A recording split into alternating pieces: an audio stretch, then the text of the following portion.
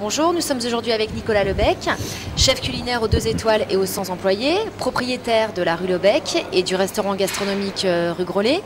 Alors Nicolas, tu as un parcours assez impressionnant, tu es passé par les fermes de Marie, la cour des loges. Comment est née ta vocation? Je suis rentré très tôt à l'école hôtelière, à 13 ans, je suis sorti à 16 ans et j'ai voulu tout de suite voler sur l'international. Voilà, donc je suis arrivé à New York, j'ai travaillé à New York et je suis revenu faire après un tour de France pour apprendre mon métier sur les différentes régions françaises. D'accord, et après pourquoi tu as choisi de t'installer à Lyon? Et après, pourquoi? C'est parce que en 1994, la famille Cibuet est venue me chercher et me proposer une place aux fermes de Marie, qui est des fermes qui étaient toutes petites à Megève. Il y avait une quarantaine de salariés, 4 personnes en cuisine et voilà, le petit hôtel familial. Et du coup, j'ai fait tout le développement avec eux, donc toute la partie restauration. Et on a travaillé 8 ans ensemble. Et je me suis associé avec Jean-Louis et Jocelyne en 2000 à Lyon, après avoir ouvert la Bastide de Marie en Provence. Donc c'était l'étape. Et du coup, le deal, c'était la Cour des Loges, il n'y avait pas de restauration. Il y avait un bar et puis l'hôtel. Donc si je créais l'identité restauration dedans, on s'associait, on se mettait dedans. Et c'était le premier hôtel citadin dans un quartier un peu triangulaire entre Megève, la Provence et puis Lyon. Voilà. Et en 2003, quand je suis sorti du groupe Cibuet, c'était l'analyse, est-ce que je reste à Lyon? Parce que je rêvais d'une ville qui pouvait me capter à un endroit, à force de travailler à l'international. Tu as voyagé en plus, hein, je beaucoup. crois. Et je me demandais où est-ce que j'allais pouvoir poser et si j'allais réussir à poser mes valises un petit peu. Et effectivement, j'ai trouvé la rue Grolet avec cette grande façade toute rouge qui était le cirque. Et je suis parti dans l'aventure à ouvrir le restaurant Le Bec au 14 rue Grolet voilà, en 2003. Et depuis, je suis à Lyon. Tu as récemment renoncé de prendre la direction de l'Opéra Garnier à Paris. Pourquoi cette marche arrière? Alors marche arrière, c'était un programme parce que je connaissais, donc c'est la famille Blanc, les brasseurs parisiens. Beaucoup de personnes que j'ai rencontrées du temps du dynamisme des fermes de Marie, finalement, on sont devenus copains, Francis Holder, le patron des boulangeries Paul Ladurée et autres, et compris cela. Et là, c'est un appel d'offres parce que l'Opéra Garnier, c'était vraiment un très gros programme et voulait une association et un côté technicien avec ses fils, auquel c'était un appel d'offres. La ville voulait, ville de Paris et le ministère voulaient vraiment une famille de brasseurs connus dans la restauration parisienne. Donc on s'est retrouvé contre l'Écosse, parce que l'Écosse contre les Blancs, voilà. Et le petit penchant effectivement d'une connotation plutôt culinaire internationale, avec des bases françaises et puis avec un chef de province, a plu beaucoup plus que refaire une cuisine à Lacoste sur le lieu.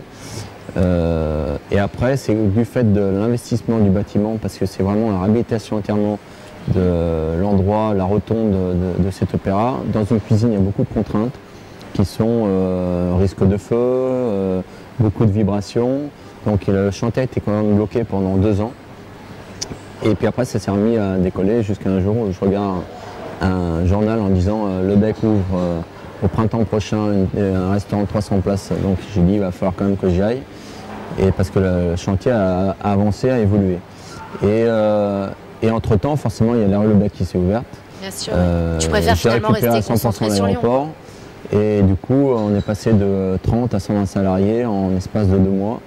Et la formation, on est un métier culinaire où la formation est très longue. Et je ne suis pas un chef chez les autres, je suis un chef chez moi. Et de lâcher Lyon avec les 120 salariés pour passer dans une affaire comme l'opéra, ça va rester la plus grosse affaire parisienne, la plus grosse terrasse, dans un lieu historique. Et c'est pour ça que d'ailleurs qu'on a toujours parlé de Le Bec. Alors que finalement, il y a énormément de monde, Adi Bakar, qui est le roi de la nuit parisienne, qui était avec nous. Donc il y a un enjeu et puis il y a surtout des hommes. Je ne pouvais pas passer mon temps 6 jours à Paris et une journée à Lyon avec toute la structure qu'il y a. Donc le choix, il était là. J'ai capitalisé sur Lyon, donc je reste sur Lyon. Voilà. Pour notre plus grand plaisir. Hein. Merci. Tu es un des premiers à t'être installé au Confluent. Comment juges-tu ce quartier aujourd'hui? C'est un quartier d'avenir. Il faut toujours un premier. Un quartier atypique. Un quartier qui s'est fait avec des hommes et puis que j'apprécie beaucoup, qui soient Jean-Paul Viossa, Jean-Christophe Larose, auquel on a monté Franck Argentin, avec qui on ouvre un restaurant dans son nouveau showroom RBC à Montpellier. Et finalement, Franck, je l'ai fait apporter ici au moment où il est venu pour me dire viens à Montpellier. Je lui ai présenté le quartier qui était en construction et il m'a dit génial. Donc après, on s'est fait une bande de copains et il est venu monter dans le Cube Orange son showroom de dernière minute parce que c'était pas prévu dans son programme. Donc c'est une bande de potes auquel on a envie effectivement d'animer ce lieu. Parce que la réhabilitation au bord d'un fleuve, ça existe un peu partout sur la planète. Et maintenant, c'est un quartier qui va voir le jour, avec le conseil de région qui arrive, avec encore le pôle de loisirs qui va s'ouvrir. Il y a une complicité entre le côté Doc 40 et le Domo. Donc c'est un quartier qui est intéressant. Et on est dans Lyon 2e. C'est sûr, c'est ça qui est extraordinaire. Est-ce que tu es satisfait de l'exploitation de la rue Lebec aujourd'hui? L'exploitation, oui. C'est un bâtiment qui a 2000 m², donc il n'y a pas un établissement en restauration en Europe qui est aussi grand. Donc on ne fonctionne plus à la même échelle. C'est-à-dire que dans 2000 m², on pourrait faire une dizaine de restaurants normalement. Comment t'es venue cette idée d'ailleurs de créer ce concept? Je suis venu à la sortie, je voulais démocratiser davantage la cuisine parce qu'il y a un côté élitiste dans la gastronomie. Et quand on regarde une carte de restaurant, j'étais souvent frustré quand les gens regardent une carte d'un restaurant gastronomique en disant c'est cher. Voilà. C'est cher, ça veut dire quoi? Ça veut dire qu'on ne comprend pas derrière tout le cheminement. Si vous faites à manger chez vous, vous comprenez bien que le marché le matin, il faut se lever tôt. Un bon produit, ça se paye. La main-d'œuvre, ça se paye. Et puis un service. Et puis l'art en même temps de notre métier, c'est de rendre les gens heureux à table. Donc plus les gens sont heureux, plus ils restent. Et plus c'est compliqué pour nous derrière en termes d'organisation. Donc ça a été sur une démarche de Jean-Paul Vieussat qui était venu me chercher 2 ans auparavant. Et puis un coup de téléphone de ma part en me disant est-ce qu'il te reste un bâtiment ou une zone sur la Confluence et est-ce que tu peux me faire visiter? Voilà. Il m'a dit oui tout de suite. Et il me reste un bâtiment, donc c'était les Salins, ces trois arches. Et donc c'était un bâtiment clos. Il n'était pas ouvert sur l'extérieur, pas de vitres. Et c'était en plus avec des mezzanines en béton. Donc j'ai dit ok, bingo. Et je me suis parti sur un programme effectivement de réhabilitation entièrement, parce que j'adore l'architecture en même temps, et dans un lieu où c'est plus difficile de réhabiliter, mais en même temps c'est plus magique et c'est en même temps historique. Voilà. Donc et l'idée en fait donc, du coin poisson, du coin kiosque à sucre, du boucher, du pâtissier. J'adore les produits. Les voyages du monde, je me suis régalé à faire des repas pour les présidents de la planète entière ou des grandes personnalités. Et je me suis régalé aussi à faire de la cuisine avec des gens qui n'ont pas forcément de moyens et qui doivent travailler pour toute leur famille, que ce soit en Amérique latine, en Asie ou autre. Et j'ai trouvé du bonheur partout. Aller dans les familles, des salariés, ok, il y a un fossé énorme, et aussi bien avoir les plus belles choses avec les gens les plus riches. Voilà. Et pour ça, pour moi, c'est très important. Et le côté élitiste, de se mettre trop côté élitiste me dérange. Et j'ai besoin effectivement, par contre, le seul truc, c'est je suis amoureux du produit. Et mon temps et ma passion, que ce soit pour faire un bon sandwich ou pour ouvrir une bonne boîte de caviar, pour moi, c'est la même chose. Donc autant y passer du temps, et j'ai décidé de faire ça, donc y passer ma vie, autant le faire effectivement pour le plaisir du plus petit au plus grand, et d'essayer d'ouvrir au maximum l'orientation avec le ticket moyen et le portefeuille. Donc le bec, c'est pas que du luxe, c'est pas que du cher. Voilà. À terme, est-ce que tu souhaites exploiter ce concept rue Lebec ailleurs, à l'étranger? Il y a beaucoup de demandes, parce que c'est un programme ethnique en même temps, qu'on peut retrouver dans les grands pays, c'est culturel. La France a toujours un impact assez important sur la gastronomie et sur le produit. Par contre, il y a des produits excellents sur la planète entière. Il y a des modes de cuisson qui sont complètement différents, ce qu'on trouve en même temps dans notre cuisine. Le four argentin pour cuire les viandes, le four à tandoori hindou, les cuiseurs vapeur chinois, des friteuses belges. Donc toutes les méthodes de cuisson qui font les cuisines de rue de la planète. Et à travers ça, c'est une exigence sur le produit, donc sur les matières premières, et de leur amener dans un espace de volume avec des coûts moindres pour en faire profiter davantage de personnes. Donc ça se fait pas en 2 secondes. Et c'est une entreprise dans 2000 m² qui a eu 70 salariés en même temps. qui ne se connaissaient pas forcément et auxquels, s'ils oublient un morceau de pain, il faut qu'ils fassent 70 mètres pour aller apporter un morceau de pain. Donc il y a pas mal de choses.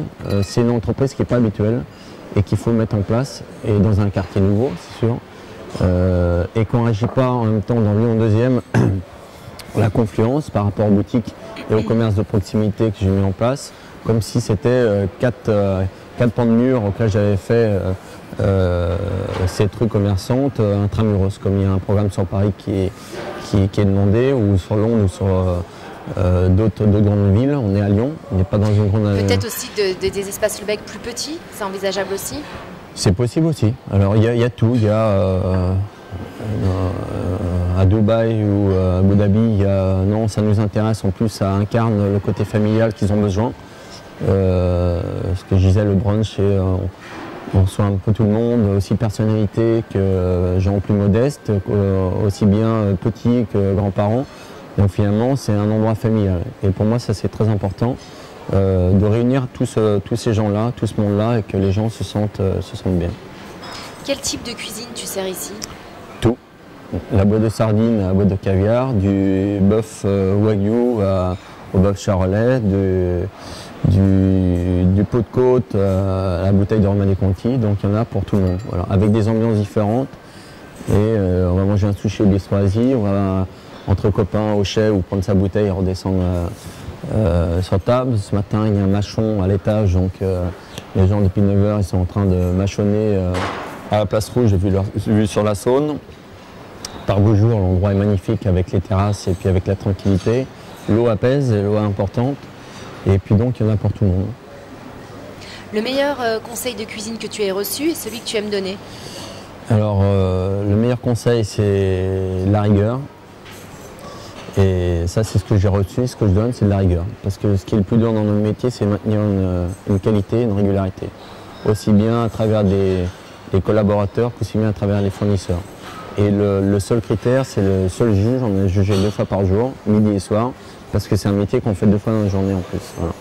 On a des commerces, on ne ferme pas à une certaine heure pour dire on rentre, c'est que 2 fois par jour on est en spectacle, et donc il faut maintenir les humeurs de tout le monde, la matière première, le temps, le tempo, l'irrégularité aussi dans l'hôtellerie et dans la restauration au jour d'aujourd'hui. On n'est pas sur des années auxquelles, et ça on peut le voir même sur la planète entière, auxquelles on est sûr que ça remplit, ou un jour vous avez, un jour vous n'avez pas. Donc c'est du quotidien et c'est tout le temps, donc la rigueur. C'est désormais Taka qui officie dans ton restaurant gastronomique de la rue Grolet. Où en es-tu avec la haute gastronomie? Mais la haute gastronomie, c'est elle qui m'a formé. Je m'en sépare pas. La haute gastronomie, je la veux démocratique. Parce que le bien manger, c'est une culture. Et il faut l'apprendre aux petits et aux grands, et c'est trouver un équilibre. Alors soit c'est un côté très précieux qu'on va pouvoir faire prochainement à la rue Lebec, mais avant tout la rue Lebec c'est un lieu pour tout le monde. Voilà. C'est pas, la rue Lebec n'est pas considérée, je n'ai pas appelé ce nom-là pour un côté hédoniste ou regarder mon nombril, c'est simplement pour dire vous pouvez tout faire, tout acheter. Lebec c'est un homme de produit, donc vous pouvez avoir votre baguette, votre gaufre, comme j'aime finalement à travers la France ou l'international. Je sors peu en France, je sors beaucoup à l'international. À chaque fois je fais une prestation culinaire dans des beaux hôtels, et ceux qui ont bien compris, c'est toutes les Blue Whale chaînes de la planète, Raffles, Shangri-La, le Grand Hyatt et autres. C'est qu'en même temps on a envie d'apporter un service à nos clients et dans le même lieu de leur donner plusieurs possibilités. Voilà.